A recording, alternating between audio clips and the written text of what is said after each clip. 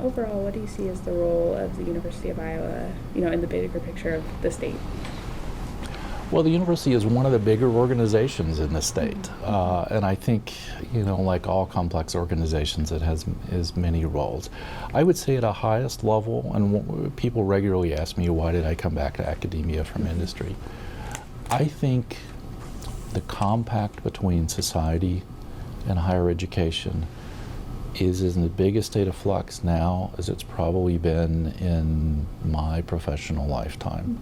Societal expectations for what a university should do are changing.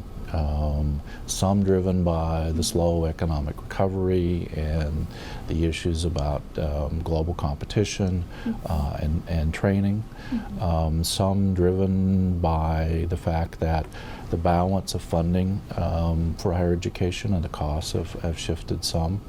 And some driven by the rise of globalization. I mean, there are some mega trends that are driving all of our social trends that have nothing specifically to do with the university, but part of them.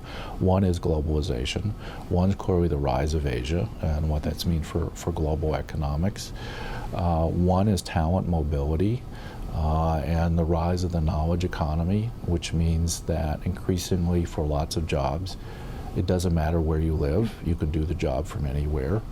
The competition for talent in that knowledge economy, and the rapid shifts, the accelerating change. I think all of those things are sort of driving new expectations. And I tell my academic colleagues who sometimes want to believe that the way universities work, that Moses brought a third tablet down from the mountain,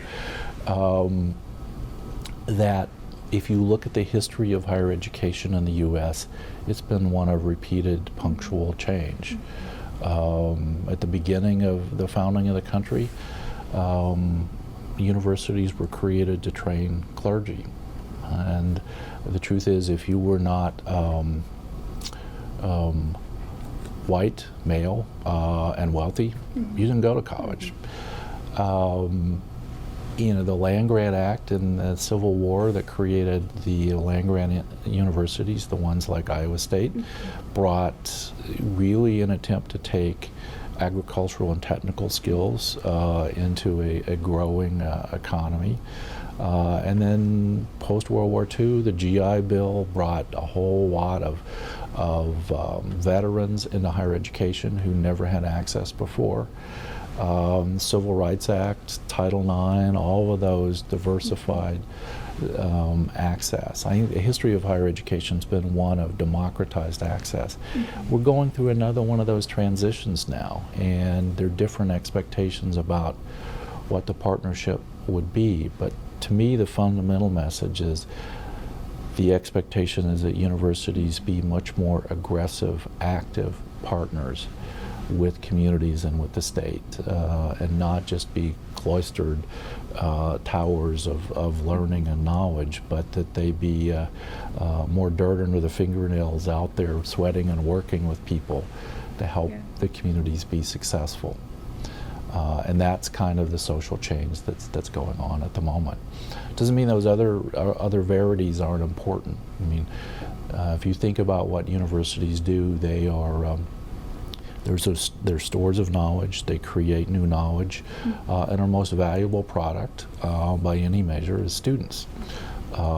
We train new knowledge workers and citizens of democracy, but we need to arm them to be successful in a changing world.